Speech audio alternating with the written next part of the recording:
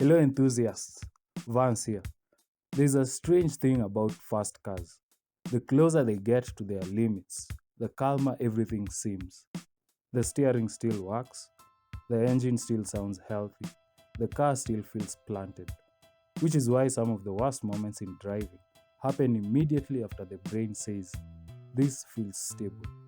A few months ago, I talked about the illusion of control in fast cars, not as fearmongering, and not as a speed is bad lecture sponsored by your local insurance company, but as an awareness problem. Because cars don't usually lose control dramatically, they lose synchronization fast. And the more I looked into it, the stranger the idea became. Because it turns out control in a car is not really a thing you have. It's more like several systems agreeing to cooperate temporarily under increasingly unreasonable circumstances. Tires, suspension, aerodynamics, drivetrain layouts, traction control systems, heat, weight transfer, all negotiating with physics in real time, while the driver contributes emotional support and delayed reactions.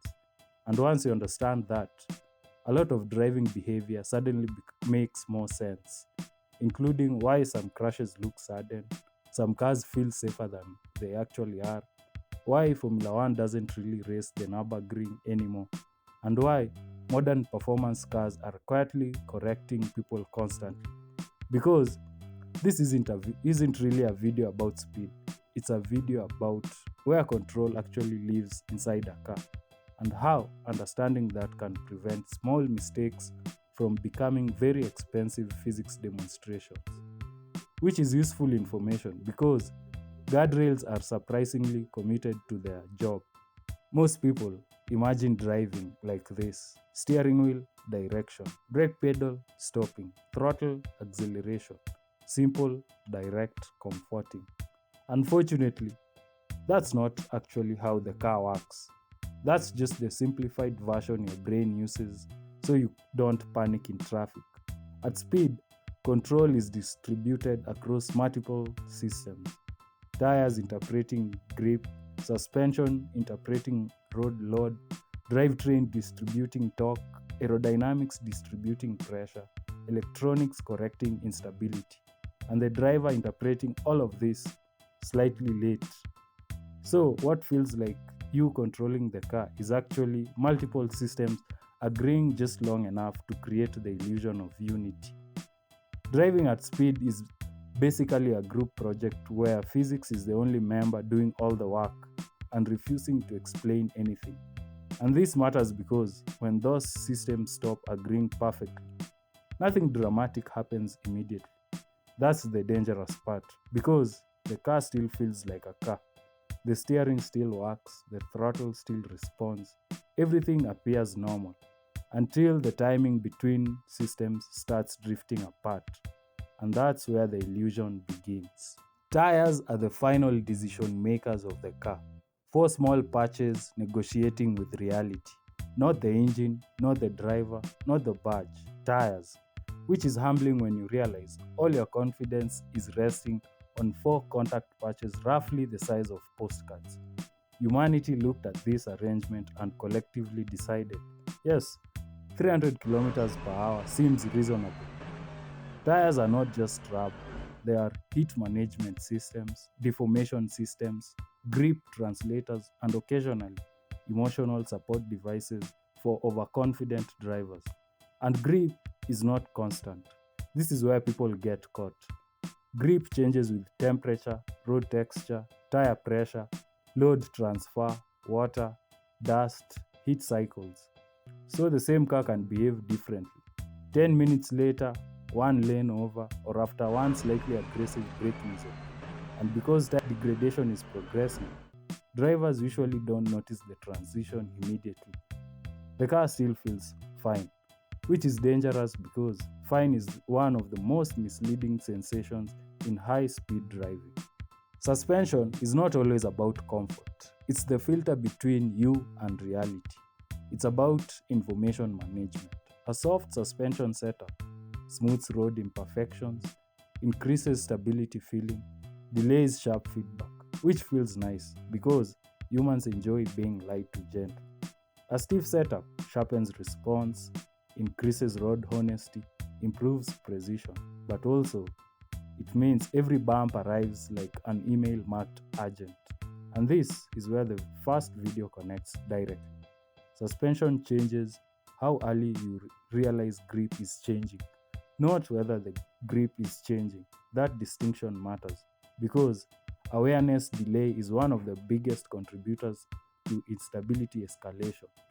A car can feel composed while the tires underneath are already renegotiating their relationship with reality. At high speed, suspension is basically translating road violence into a language humans can emotionally tolerate. Now, we reach the personality layer of the car. Drivetrains, different personalities of stability.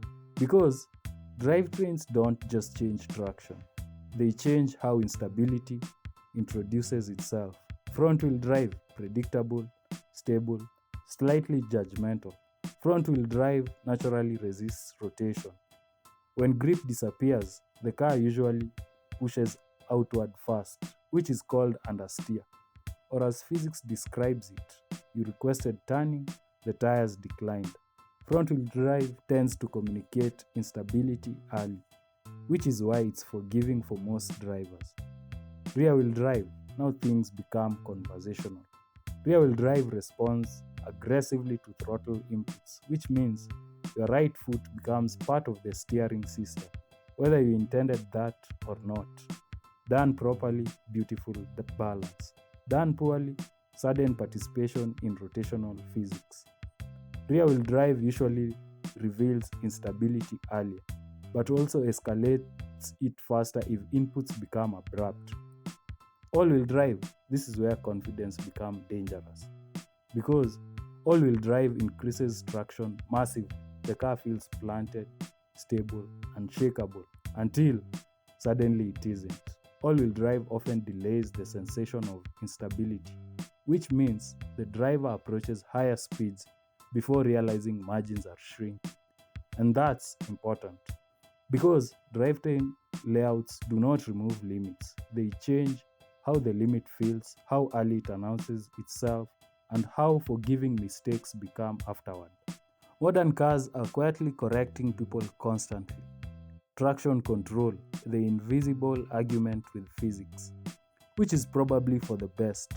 Traction control systems reduce engine power, brake individual wheels, stabilize yaw, manage wheel slip. But here's the important part, they intervene after instability begins, not before. So, traction control is not preventing mistakes, it is reducing how dramatically mistakes evolve. It's basically autocorrect for overconfidence.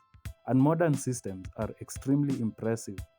Some cars correct slides before the driver fully perceives them, which is helpful, but also dangerous psychologically because it creates artificial confidence in conditions that are still fundamentally unstable.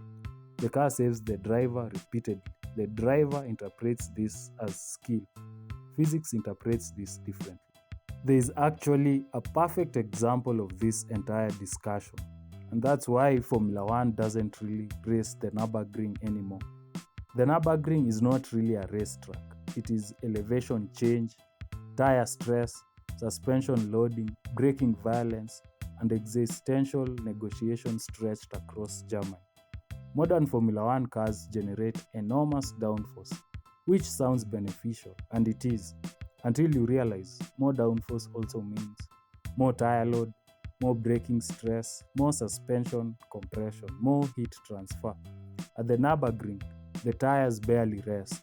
Corners arrive continuously, elevation shifts constantly, braking zones are aggressive, loads stack repeatedly. So the issue was never Formula One cars aren't capable.